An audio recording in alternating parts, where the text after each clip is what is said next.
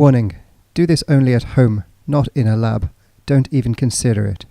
A lab is a place full of hazardous materials and contaminated glassware. Glassware used for food must only be used for food, and only with food-grade reagents. You're at the lab and you want something to munch on, so you go to the vending machine and buy this pie thing, but its crust is crappy and there's barely any filling in it, and can't even get drunk off of it. So, we can fix 2 of those.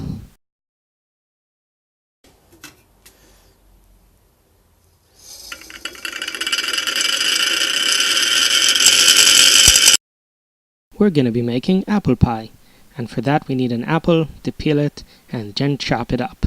Look at me chop! Chop, chop, chop, chop, chop.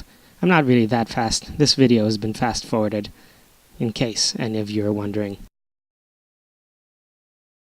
Next, we cook our apples in booze. So, we'll stick them in a round bottom flask and add 96% ethanol. Also, we're going to be heating this, so in order to prevent all the ethanol from evaporating away, we're going to do something called a reflux reaction. This means that the evaporating alcohol will be condensed by the condenser on top and fall back into our round bottom flask, thus keeping our apples nice and boozy. We also need a stir bar for this, so you can see our tiny stir bar spinning away here, very happily. I have a weak-ass hot plate, so in order to speed things up I cover it in aluminum foil, and indeed the apples have already reached a simmer in the alcohol.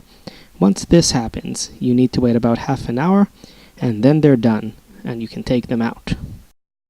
Once you're done, pour everything into a fine metal sieve. Save the booze for later. You're probably going to want to drink it. Also, your apple chunks are probably stuck in your round bottom flask. Those necks are tiny.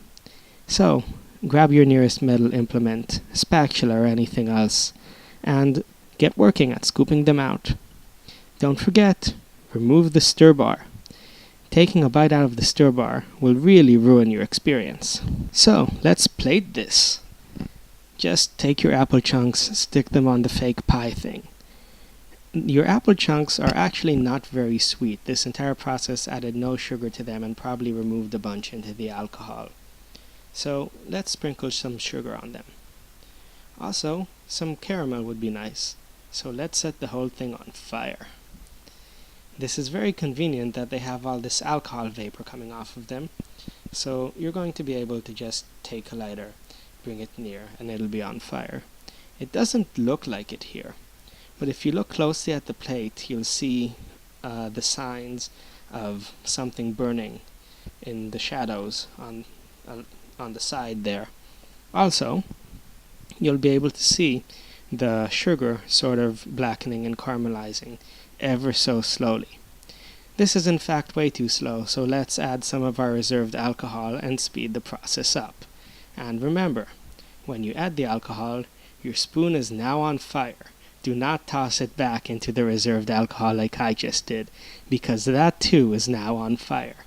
And you can see me running around searching for the spare bowl I had planned just in case this happened, trying to put it on top, nearly tipping the whole thing full of fire and burning down my house, and finally putting it in its place and saving the day. Hooray! Meanwhile, you can see that the sugar on the pie itself has started blackening and is very well caramelized, so we cover it with the bowl to put out the fire. Once we wait about a minute, we can remove the bowl, the fire is out, and the pie is now edible. We serve it alongside some of our decanted alcohol, now slightly burnt, but it's still pretty delicious. I would say that you probably want to add a bunch of water to it. It's still pretty concentrated. And also, upon tasting it, I noticed you probably need to add some sugar to it. It's pretty bitter and not very sweet. It tastes way too alcoholic. However, the pie, on the other hand, was pretty delicious. This vastly improved what was originally a very crappy mediocre pie, and I highly recommend this.